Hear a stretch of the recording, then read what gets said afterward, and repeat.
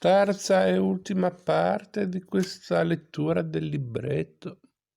I maestri, che era legato al CD, i maestri della musica, Beethoven, Furtwängler, De Agostini.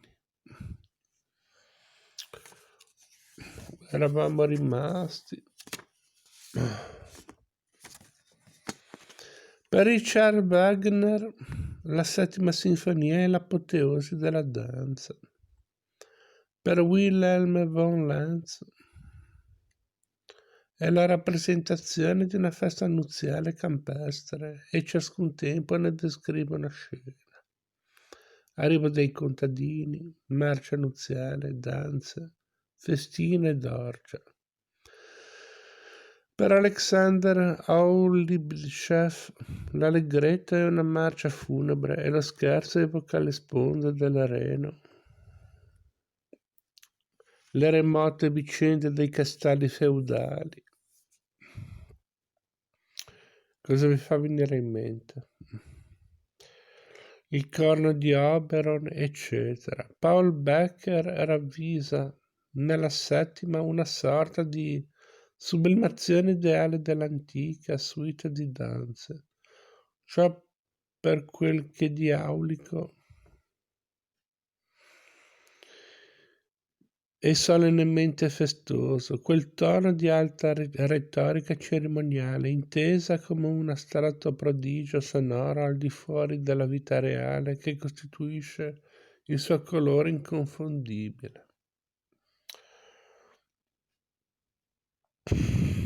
Infine, per il massimo esegeta di Beethoven, il Riezler, la settima è la vittoria della sinfonia sulla tirannide del ritmo. In nessun'altra opera a tutti i tempi sono così fortemente dominati dal ritmo, soprattutto non c'è nessun altro secondo tempo lento di questa specie in cui la danza del primo si trasformi in solenne incedere. Nella sua memorabile interpretazione salisburghese, Wilhelm Furtwängler sa far esplodere e risplendere tutto quell'universo di luce cosmica che viene perennemente attinto dall'immensa selva di guglie sonore innalzata da Beethoven. Ogni frase nel cuore e nelle articolazioni viene fulgidamente irradiata e sviluppata con tale fervore di impeto da provocare suggestioni irresistibili. Ogni pausa, coi suoi profondi riflessi, viene trepidamente sospesa in un alone arcano di ansiosa attesa, come una domanda e una supplica che ottengono infallibilmente munifici risarcimenti. Ogni tema diviene di volta in volta inno e preghiera, sussurro e grido, alito di brezza e rombo di tuono, eco di onde e schianto di folgori. Tutte le multanimi voci dell'infinito cielo e della terra madre, evocate da Beethoven, sono sentite ed espresse del supremo magistero di Furtwängler. Questo miracolo accade anche quando il maestro si confronta e si misura da pari suo con l'ottava sinfonia opera 93 in fa maggiore. Walter Krug la chiama la sinfonia del buon umore e per Riezler è il buon umore di un Dio, tanto sono potenti i pensieri che vi sono espressi. Soprattutto nel tempo più celebre è per la sua estruosa novità. Quell'allegretto scherzando che ha fatto dire a Berlioz è una di quelle pagine alle quali non si può trovare né modello né paragone, ma che cadono direttamente dal cielo nel pensiero dell'artista, dolce, ingenua, di un'indolenza graziosa.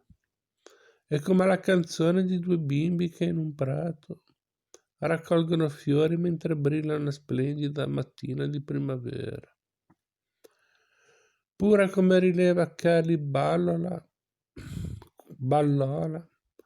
Questa piccola sinfonia chiamata Kleine, piccola dallo stesso Beethoven, che pure la considerava addirittura migliore della settima, è stata per molto tempo la Cenerentola delle 9 sinfonie, il suo settecentesimo per partito preso.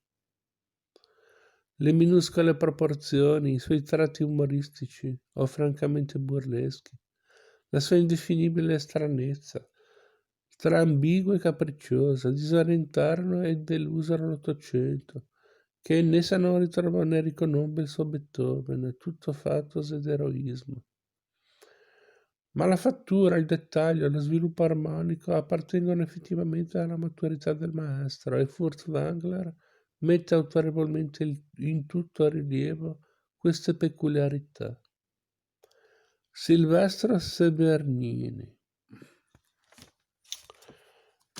E con questo il libretto è letto.